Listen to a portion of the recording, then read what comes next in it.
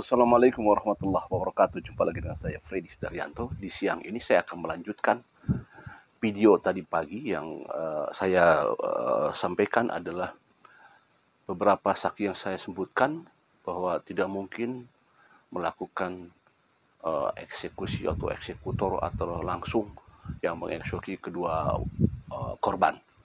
Itu saya sampaikan tadi pagi. Nah, sekarang saya akan coba melanjutkan apa yang tadi saya sampaikan, yaitu kalau misalkan beberapa saksi yang tadi saya sebutkan memang mereka tidak mungkin melakukan hal demikian kepada kedua korban, yang jelas kita yakini adalah mereka orang-orang terdekat. Tapi permasalahannya sekarang begini, kita berbicara masalah siapakah ada orang yang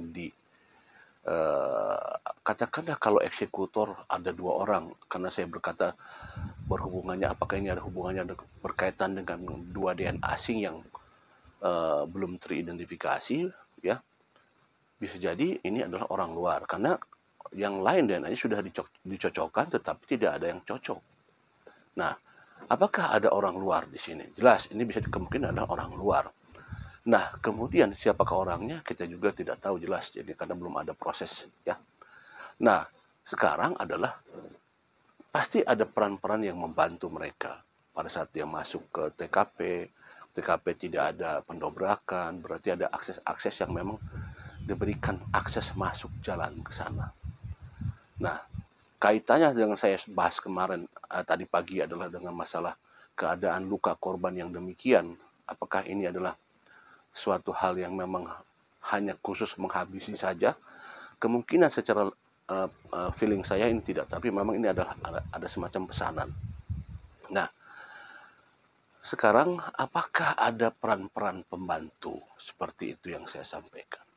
Siapakah mereka yang membantu? Apakah motif dari ini semua? Kita hanya bisa menduga-duga motif apa sekiranya.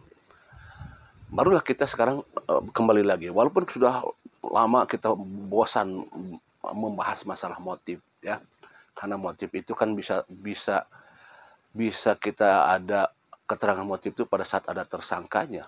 Tetapi kita kan sekarang hanya apa namanya, gambaran, hanya menduga-duga ada demikian, tapi ya tidak ada salahnya kalau kita menduga-duga, ya. Apakah di kasus ini ada motif-motif apa? Kita coba menerawang, apakah di dalam kasus Subang ini ada motif sesuatu hal yang berkaitan dengan seorang dalang yang memang dia pintar, ya, dia pintar, sangat pintar, kemudian dia memanfaatkan celah di mana ada celah-celah.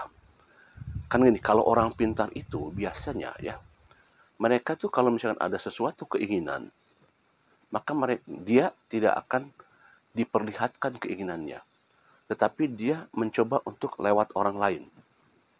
Itu orang pintar, ya. Dia pengen ada sesuatu, tapi jangan sampai ketahuan bahwa dia yang pengen sesuatu itu. Dia mencoba untuk mengalihkan perhatian kepada orang lain yang dikiranya sama sejalan dengan dia. Sejalan dengan dia, maka dia akan alihkan kepada orang itu, agar apa yang dia tuju, yang dia harapkan tercapai. Nah, kalau saya sedikit melihat, ini adalah ada suatu motif di mana seorang yang memang pengen sesuatu di kasus Subang ini, mengharapkan sesuatu, ya, saya tidak sebutkan apa harapannya, tapi mengharapkan sesuatu, kemudian dia mencari celah-celah apakah ada orang-orang yang sekiranya bisa dia jadikan sebagai alat untuk bisa mencapai arah kepada tujuan itu. Kemudian dia programkan, dia susun, dia cari orang-orang yang memang mau atau memang arahnya ke sana. Maka muncullah motif, di mana motif awal adalah katakanlah motif menguasai, diperbantukan atau bersaling berkaitan dengan motif iri hati, kedengkian. Kenapa saya katakan demikian? Orang ini tahu bahwa dia melihat ada seseorang yang iri hati terhadap kedua korban. Dia melihat ada seseorang yang iri hati, ada kedengkian. Dia melihat, itu dijadikan sebagai celah masuk menuju ke arah sana. Ya. Kemudian dia mencari lagi, apakah ada kesakitan hati atau sakit hati dari orang-orang lain selain yang tadi.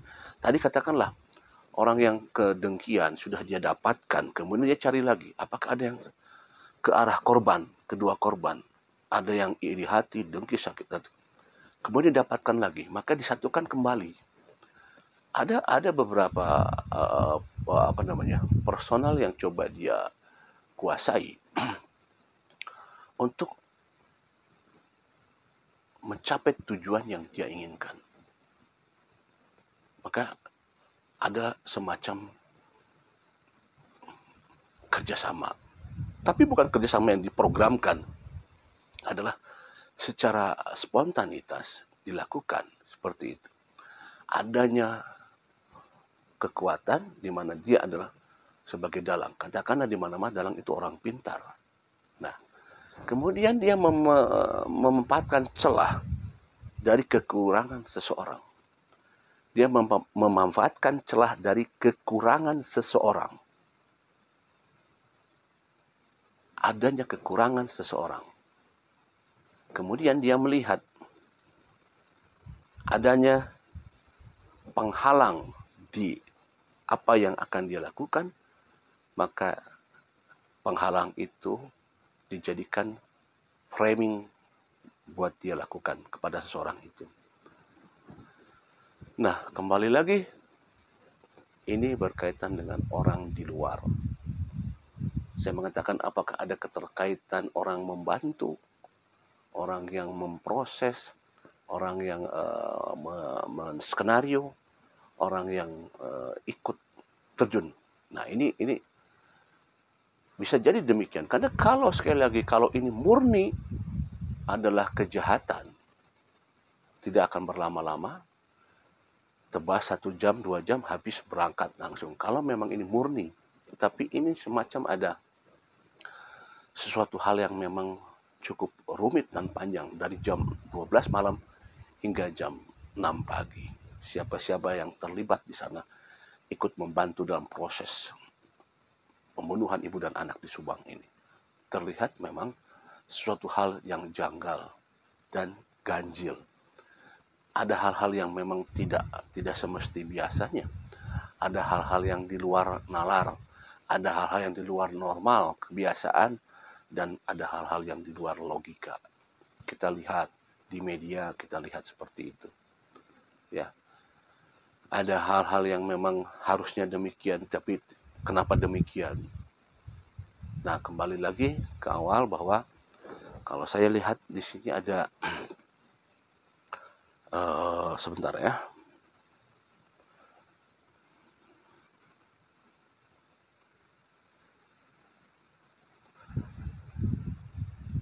Nah, apakah akan ada berkaitan hal ini dengan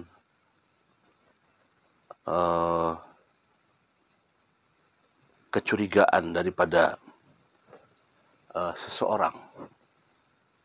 Kecurigaan dari seseorang yang mungkin seseorang itu bisa dikatakan saksi yang sudah terperiksa. Dari awal dia itu nggak tahu maunya apa. Sama dia masih belum terpecahkan. Kalau masalah si itu menurut saya sudah tidak ada masalah. Dia nggak melakukan.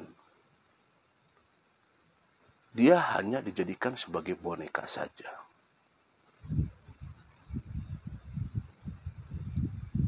Dia hanya dilakukan sebagai boneka saja.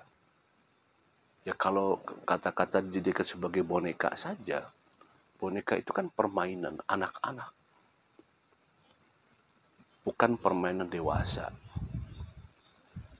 Ini sama identik dengan wayang. Wayang dimainkan oleh seorang dalang.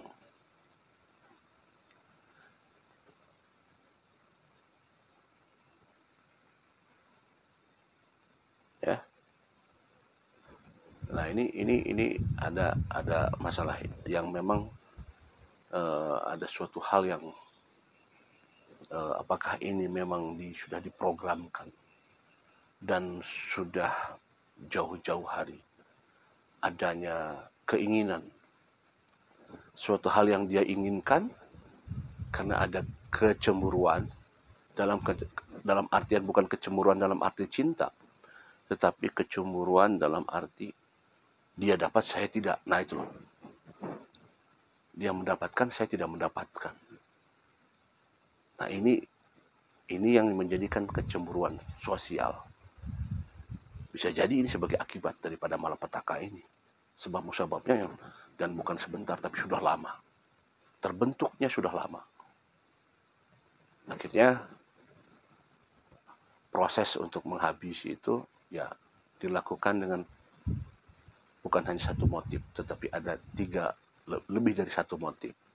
Motif ini digabungkan dengan motif ini digabungkan satu tujuan. Sehingga kekuatan itu muncul untuk memberikan kekuatan mengeksekusi kedua korban. Sangat luar biasa dan sangat pelik sekali. Nanti saya akan lanjutkan ya. Ini ada percakapan yang memang cukup krusial sebenarnya. Ya. Demikian. Assalamualaikum warahmatullahi wabarakatuh.